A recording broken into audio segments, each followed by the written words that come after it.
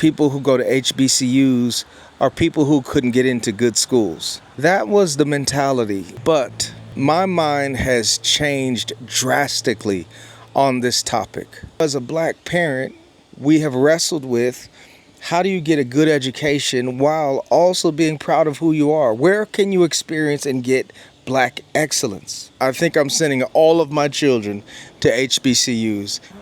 I'll never forget the day I walked into my TA's office at UC Berkeley in order to discuss one of the reading assignments and to try to figure out what I needed to do to do well in that class. It was the beginning of the semester, and I was eager to learn, and I wanted to put my best foot forward. And before I could really even introduce myself, she looked at me and she said, "You're an athlete, aren't you?" And proudly, I was like, yeah, I play football. She said, "Yeah, I thought so. So why are you here?" It was a little off-putting. I'm like, well, I'm here because I wanted to discuss the reading, and yeah, whatever, just do your best. Mike, so there are no tips you can give me, or hey, no, I don't know what you want from me.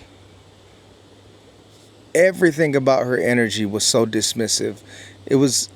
She was telling me in so many ways she didn't believe I deserved to be there. Now, mind you, I walked onto the football team at Berkeley.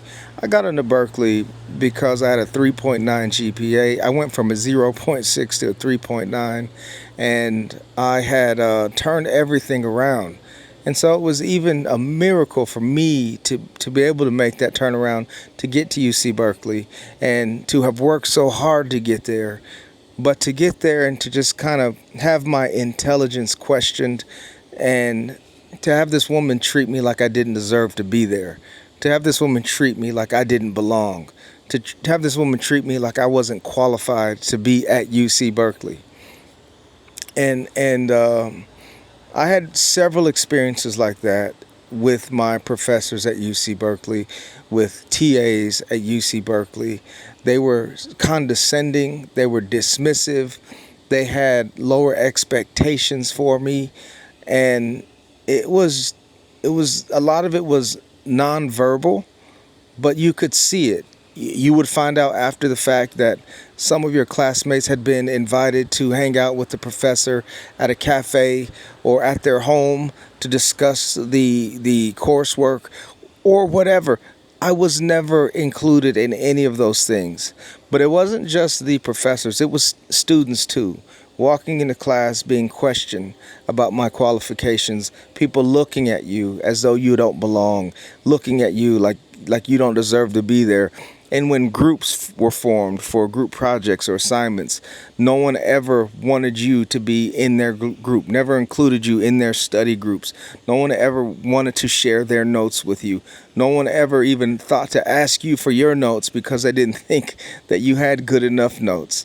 And they would share notes with each other. They would share tests from previous semesters with each other, but they wouldn't ever share those things with me or even other black students. And so there were just several instances like that at UC Berkeley that I had to fight through, and every other African American student there had to fight through. My wife was in the sciences. She was a chemist. And the stories she has shared about walking into class and the professor asking out loud, "Do you know where you are? Do you understand that this is where I'm supposed to be?"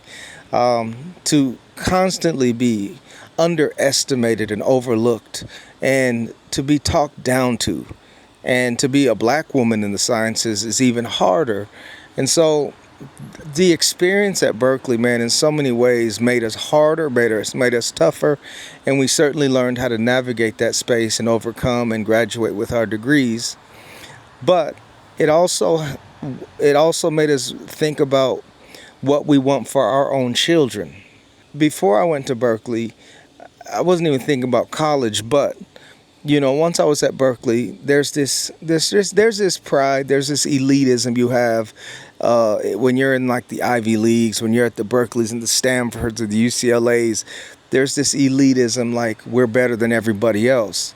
And there's this unspoken thing that, like, people who go to HBCUs are people who couldn't get into good schools.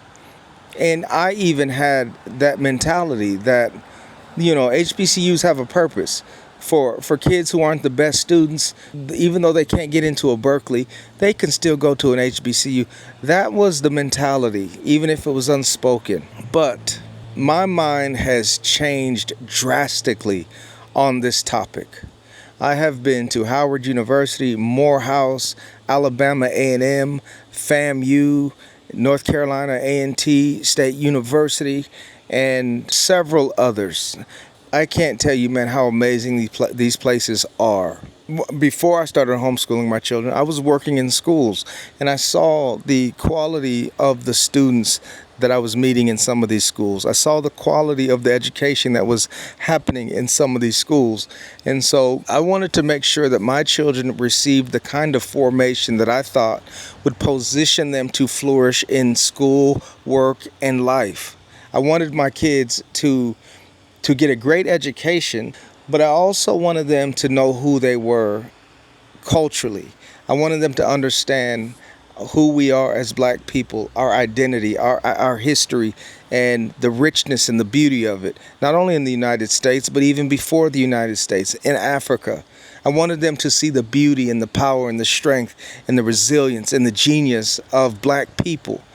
And because that so rarely gets taught in schools, I didn't want to entrust my children to schools that would perhaps give them a good education, but rob them of confidence in who they are and their identity, and rob them of an understanding of history, all of it, the good, the bad, the ugly, because I believe that knowing history informs us and equips us to become better, to learn from it so we don't repeat the mistakes of the past.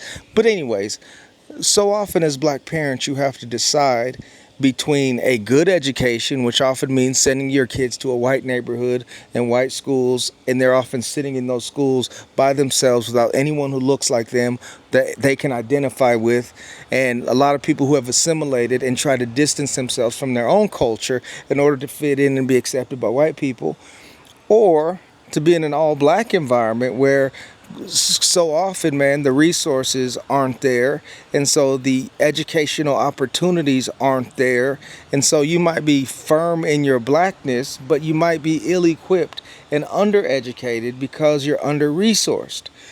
And so as a black parent, we have wrestled with, how do you get a good education while also being proud of who you are? Where can you experience and get black excellence?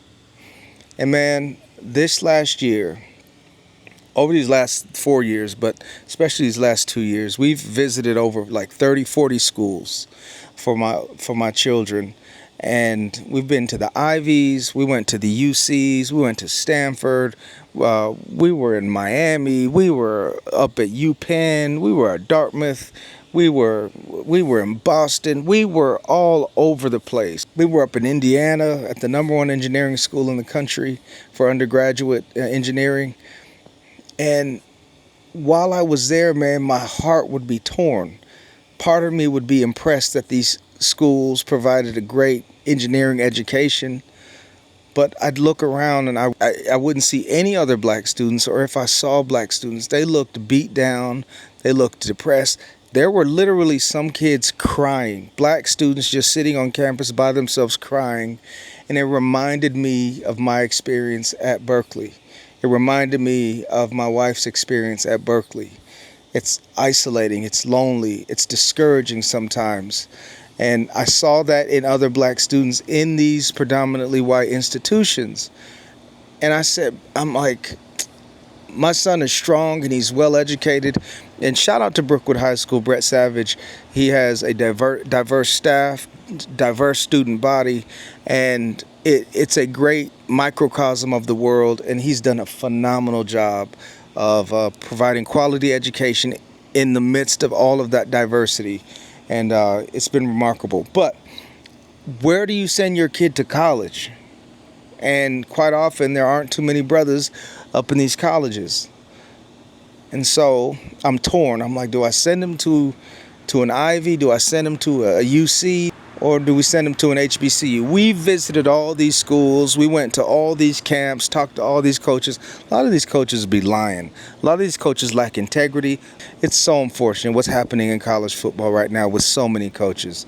They'll lie to your face and say, you are the best thing I've seen. You're exactly what I need. And then never reach out to that kid again. Or call a kid and tell them, hey, we want to see you at our school. We want to evaluate you up close, and we just really want you. And what they're really trying to do is get registration fees and raise money. But when you get up there, they act like they don't know you. And when you leave, they just ghost you. It's so unfortunate what's happening in college football. But anyway, besides the point, my as a father, I'm trying to find the place where my son can receive a great education and be fully himself as a black man in his school. Where can you do that? Where does black excellence exist? Well, we found it. We found it at North Carolina A&T State University, man. I can't tell you, man. I've seen countless colleges and universities around this country. And when I set foot on that campus with my wife and my son, I don't think I've seen a more beautiful experience in my life. Like, it's one of the best kept secrets in this country, or at least it was a secret to me. A lot of people out here knew about it. I had no idea how amazing this place would be. Produces more black engineers in the country than any other school. There's this expectation and belief that every student that sets foot on that campus is able, is capable, belongs, is expected to do great.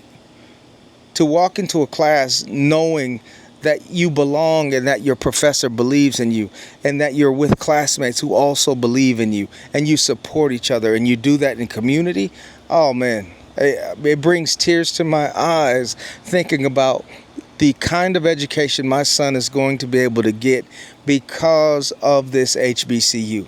Because of this, the climate in our country right now, with the growth of anti-black racism, the movement that is happening in this country to silence and to disenfranchise black people is ridiculous. We are rolling back so many advancements that we made in the civil rights movement. The things that Dr. King and others fought for, died for, bled for, marched for, cried for. Man, so many people, blood, sweat, tears. And so I could not, with a clear conscience, send my kid to a school where there are people around him who are questioning his worth as a human being, questioning his intelligence and his value.